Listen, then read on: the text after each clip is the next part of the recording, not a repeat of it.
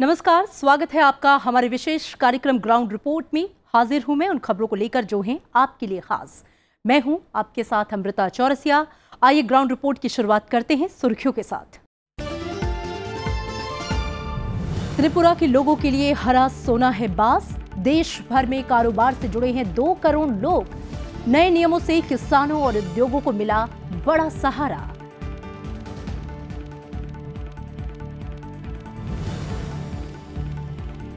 विकास की रफ्तार में पर्यावरण की अनदेखी, सतत विकास के लिए संतुलन जरूरी। सरकार की गंभीर कोशिशें जारी।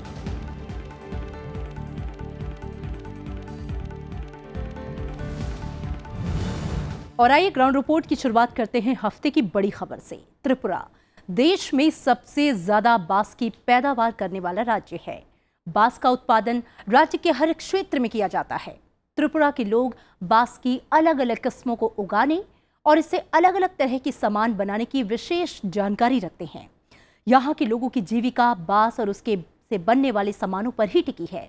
लिहाजा बांस की खेती को बढ़ावा देने के लिए सरकार भारतीय वन संशोधन विधेयक 2017 वजूद में लेकर आई, जिसके बाद बांस की गिनती अब पेड़ों में नहीं होगी।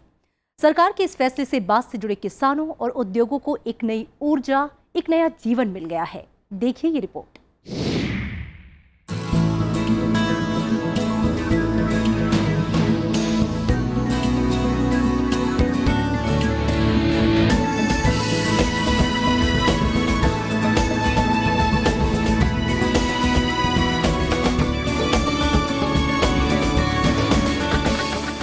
बांस की खेती की ये तस्वीर है झरना के फार्म हाउस की।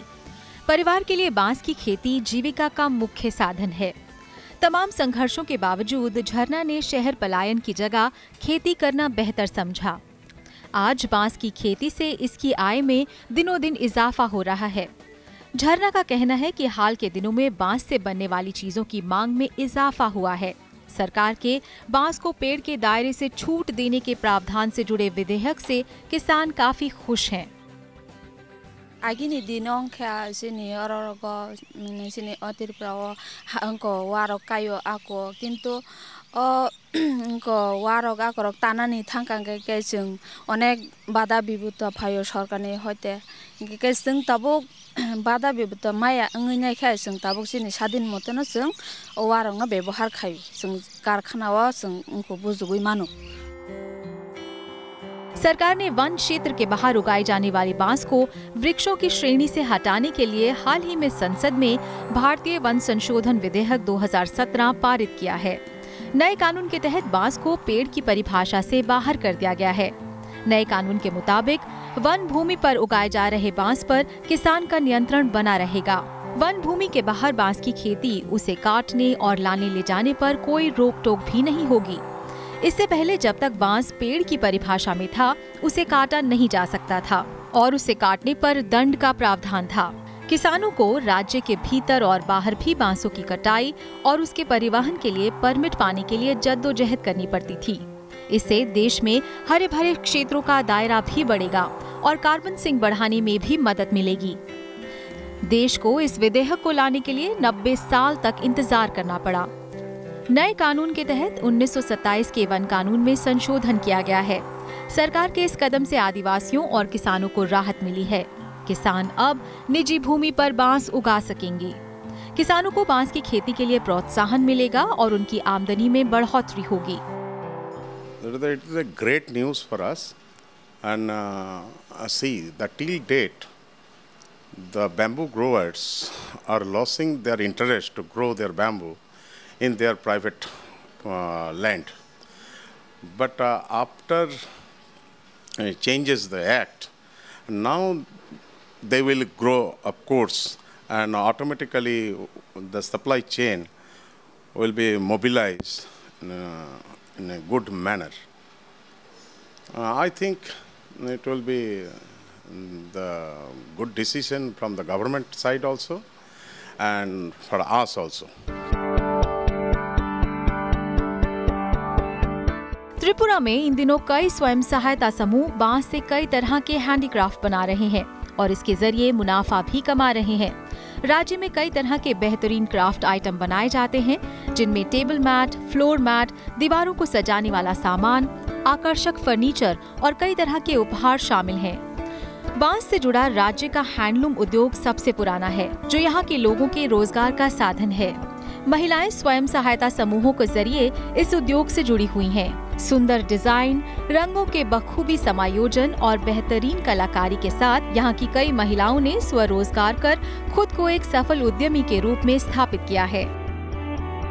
बाम्बू दिए हमारा मैट बनाए तारपरे हमारा फाइल कवर, तारपरे जुएलारी बक्स, ड्रेसर, टेबिल मैट, चश्मार कवर, तारपरे जुएलारी बक्स বিভিন্ন ধরনের আমরা বাম্বু ম্যাট দিয়ে তৈরি করে আমরা বিক্রি করি। বিক্রি করার পরে আমরা যে প্রোডাকশন দেওয়ার পরে আমরা যে মাইনেটা আয় সেই মাইনে আমরা নিয়ে ঘর সংসার।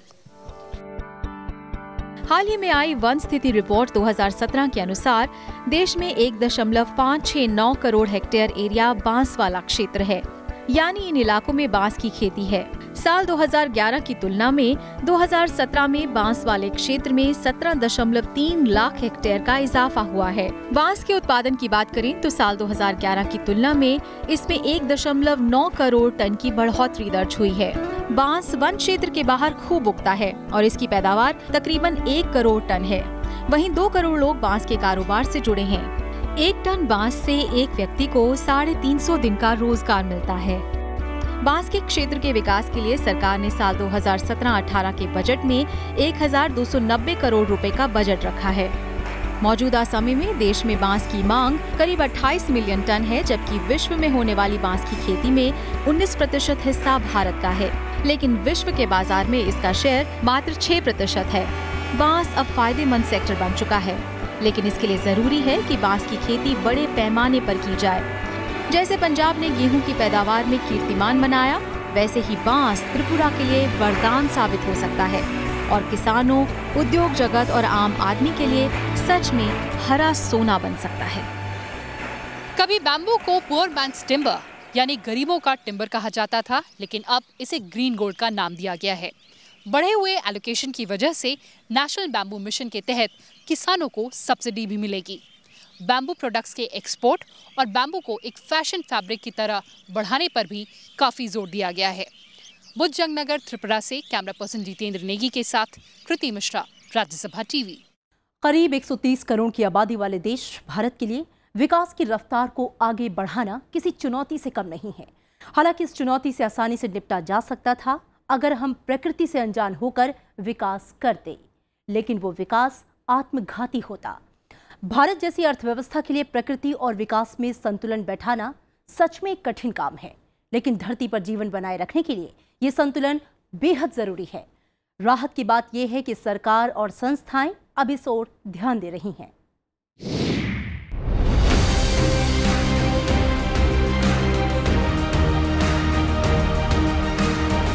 भारत दुनिया की सबसे तेजी से बढ़ती हुई अर्थव्यवस्थाओं में से एक है।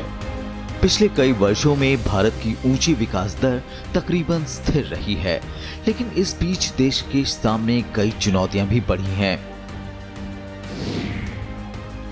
इनमें सबसे बड़ी चिंता आर्थिक विकास की रफ्तार कायम रखते हुए गरीबी उन्मूलन, सामाजिक विकास और पर्यावरण को बचाए रखने की है। भारत जलवायु परिवर्तन के खतरों से अछूता नहीं रहा है। बढ़ते शहरीकरण और औद्योगिकरण की वजह से न सिर्फ प्रदूषण बढ़ा है, बल्कि कृषि लायक जमीन भी कम हुई है। सस्टेनेबल डेवलपमेंट के हम मतलब जो बताते हैं वो एक त्रिकोण के 3 एंड्स हैं। पहला, आपकी और हमारी और सभी भारतीयों की, दुनिया में सभी लोगों की जो लाइवलीहुड्स और इनकम्स हैं वो बढ़ें, पहली चीज़। दूसरी चीज़, इसको बढ़ने में जितनी आपको आवश्यकता है इनपुट्स की, चाहे वो पानी हो, चाहे वो बिजली हो, एग्रीकल्चर कर रहे हैं तो उसमें फर्टिलाइज़र हो, तो उसकी कम से कम खपत हो और प्रोडक्शन ज़्यादा हो, यानी कि एफिशिएंसी बढ़े। और तीसरा कि इस प्रोसेस में जो वेस्ट प्रोड्यूस हो वो कम से कम हो। हालांकि सतत विकास की अवधारणा भारत के लिए नई नहीं है। भारतीय संस्कृति में पृथ्वी, प्रकृति और नदी, पहाड़ समेत तमाम प्राकृतिक संसाधन पूजनीय हैं। लेकिन विकास की दौड़ में संस्कृति किनारे रह गई है। आज दुनिया की सबसे प्रदूषित नदियां भारत में हैं। कई इलाकों में औद्योगिक प्रदूषण ने न सिर्फ नदियों का पानी बल्कि भूगर्भीय पानी भी पीने लायक नहीं छोड़ा है। देश के प्रमुख नगरों के अलावा कस्बों और गांवों में भी हवा की क्वालिटी तेजी से खराब हो रही है। खेती लायक जमीन लगातार कम हो रही है। जिस उपजाऊ जमीन पर खेती होनी चाहिए थी, उस पर या तो कारखाने लग गए हैं या फिर ईंट के भट्टे। दरअसल योजना की कमी और पर्यावरण की अनदेखी इसकी सबसे बड़ी वजह है। कई गतिविधियां एक दूसरे से इस कदर जुड़ी हुई हैं कि ना चाहते हुए भी हमने परेशानियों को अपने दरवाजे पर लाकर बिठा दिया है। विकास और परेशानियों का एक पूरा चक्र है। औद्योगिकरण के लिए सड़क, बिजली, पानी और कार्बन ऊर्जा जरूरी मानी जाती है। सड़क बनाने के लिए पेड़ काटने पड़े। इसी तरह बिजली के लिए बांध बने और नदियों का पानी रोका गया। थर्मल पावर स्टेशन न सिर्फ प्रदूषण की वजह बने बल्कि हजारों गैलन पानी भी उनमें निपटने लगा। उद्योग लगे तो शहरों पर आबादी का बोझ बढ़ा और सामाजिक दिक्कतों में इजाफा हुआ। और जितना ज्यादा हम वेस्ट किसी और चीज के लिए खर्च कर सकते हैं वो करें। तो ये तीन चीजें, इनकम्स बढ़ी, इनपुट रिसोर्स एफिशिएंसी बढ़ी और वेस्ट मैनेजमेंट कम हुई, इसको हम सस्टेनेबल डेवलपमेंट मानते हैं। लेकिन पर्यावरण और दूसरी दिक्कतों के चलते विकास की रफ्तार को रोका नहीं जा सकता। दुनिया के कुल गरीबों की 1/3 आबादी भारत में है। लोगों को गरीबी से निकालने के लिए विकास भी जरूरी है। इस सब के बीच सतत विकास ही एकमात्र रास्ता बचता है। हमें उस फर्क को पहचाना होगा जो जरूरत और लालच के बीच होता है। विकास और पर्यावरण की जरूरतों के बीच संतुलन बनाए रखना बेहद जरूरी है। हालांकि इस दिशा में कई गंभीर प्रयास हो रहे हैं। सरकार भी सतत विकास के लक्ष्यों को हासिल करने के लिए कई योजनाएं चला रही है। Bureau report, Rajya Sabha TV. Bharat के आदिवासी जनजाति समुदाय को जानने समझने की हमारी विशेष श्रृंखला में आज हम आपको लेकर चलेंगे असम और मिलवाएंगे यहाँ की राभा जनजाति से। जीवन जीने का अपना इनका अलग अंदाज है। राभा बेहद मेहनती समुदाय है और अपनी कई कलाओं के लिए मशहूर है, लेकिन इनकी अपनी बुनियादी समस्याएं भी हैं जिन पर तवज्जो जरूरी है। आइए देखते हैं राभा जनजाति पर हमारी खास पेशकश।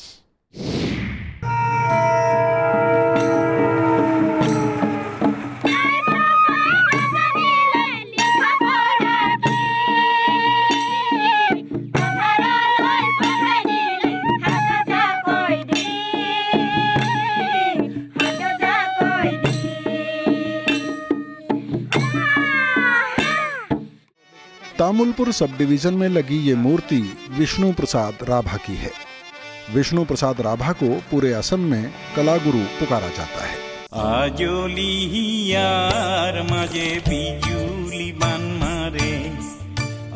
उनके लिखे गीतों को भूपेन हजारिका से लेकर असम के नए गायकों ने गाया है। विष्णु प्रसाद राभा असम में कवि, गीतकार, संगीतकार और थिएटर का बड़ा नाम रहे हैं।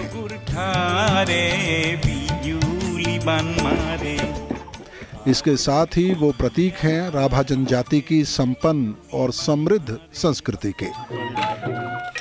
राभा जनजाति असम की आदिवासी आबादी का करीब 8.5% है। राभा आदिवासियों के कुल 8 समूह हैं। तोतला राभा के अलावा रंगदानी, मैत्री, पाती, देहोरी, बेतला, कोछा और हना। हालांकि इन सभी समूहों में शादी ब्याह करने में कोई पाबंदी नहीं है। तामुलपुर के तोतला राभा आदिवासियों की एक शादी में हमें शामिल होने का मौका मिला।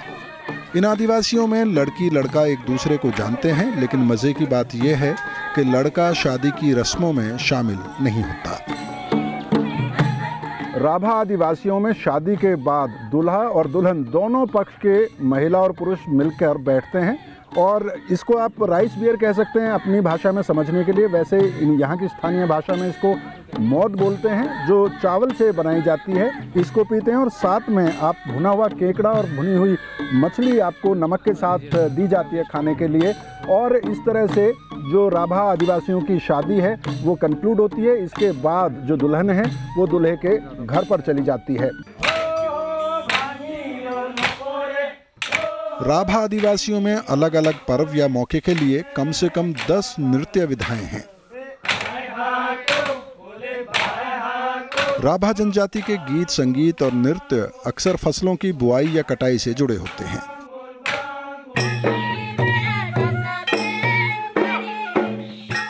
बेखो और कटी बिहू मई के महीने में किया जाता है, तो बिहू भोगली या माघ बिहू जनवरी महीने में होता है।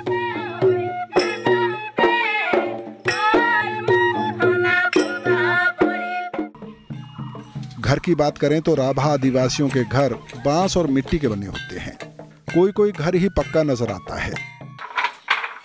घर में आपको हथकरघा जरूर मिलेगा। राभा महिलाएं कपड़ा बुनने में माहिर हैं। ये आदिवासी अपनी जरूरत का कपड़ा घर पर ही बुनते हैं। यहाँ कपड़ा बुनाई को कला का दर्जा दिया जाता है। राभा बुनकरों को कई बार राष्ट्रीय पुरस्कार मिल चुके हैं, लेकिन अफसोस कि कपड़ा बुनाई का ये कौशल राभा आदिवासियों का रोजगार का साधन नहीं बन पाया है। पहले मार्केटिंग का जो टाई अप रखना चाहिए, वो टाई अप का बारे में इनका यहाँ का बुनकरों का इतना नॉलेज भी नहीं है। इन लोग का पास मार्केट इंटेलिजेंसी जो होना चाहिए वो भी बहुत कमी है। इन लोग को इतना मतलब जानकारी देने के लिए भी मतलब हम लोग का गवर्नमेंट का तरफ से भी अप्रोच होना चाहिए। रोजगार के साधन की बात करें तो राभा आदिवासी खेती करते हैं। ज़्यादातर किसान साल में धान की एक ही फसल ले पाते हैं। असम के आदिवासी इलाकों में सिंचाई की व्यवस्था नहीं है। हल बैल से ही जुताई होती है। राभा आबादी के गांवों में खेती के अलावा रोजगार का कोई साधन नहीं है। इन इलाकों में इंफ्रास्ट्रक्चर की भी भारी कमी है। मनरेगा यानी महात्मा गांधी ग्रामीण रोजगार गारंटी कानून के तहत भी रोजगार की स्थिति बहुत अच्छी नहीं है।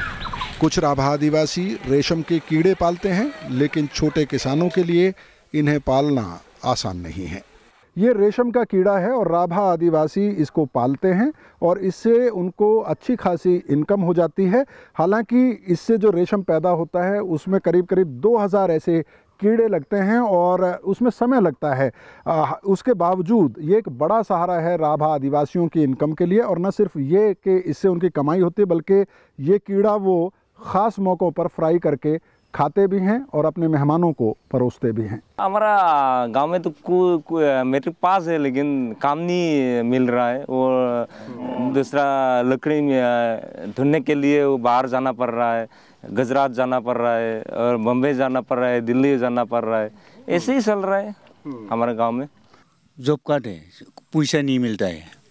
कब से नहीं मिला? कुछ दिन काम कर रहा है, पैसा नहीं मिलता है। राभा आदिवासी परिवार या समाज की पूरी अर्थव्यवस्था में महिलाओं का बड़ा योगदान है। वो पुरुषों के साथ कंधे से कंधा मिलाकर काम करती हैं। इसके अलावा परिवार के लिए खाना जुटाना भी उन्हीं का काम है। साक्षरता दर की बात करें तो राभा जनजाति में करीब 66% लोग साक्षर हैं, लेकिन राभा आदिवासी गांवों में स्कूलों की हालत खस्ता है। ड्रॉप आउट रेट काफ़ी ऊंची है। राभा छात्रों में 2% छात्र मुश्किल से ग्रेजुएशन की पढ़ाई कर पाते हैं। राभा आबादी के इस गांव का ये स्कूल देखने के बाद इस स्थिति को समझने के लिए बहुत शोध करने की ज़रूरत नहीं है। असम का बक्सा जिला बोडो टेरिटोरियल काउंसिल के प्रशासनिक दायरे में आता है। राभा आदिवासियों के कुल 34 गांव इस जिले में हैं। इन आदिवासियों के कई संगठन हैं जो राभा आदिवासियों के लिए बक्सा में राभा ऑटोनोमस काउंसिल की मांग कर रहे हैं। श्याम सुंदर, राज्यसभा टीवी। और इसी के साथ ग्राउंड रिपोर्ट के आज के इस एपिसोड में इतना ही। अगले हफ्ते आपसे फिर मुखातिब होंगे कुछ नई रिपोर्ट्स के साथ। तब तक के लिए नमस्कार।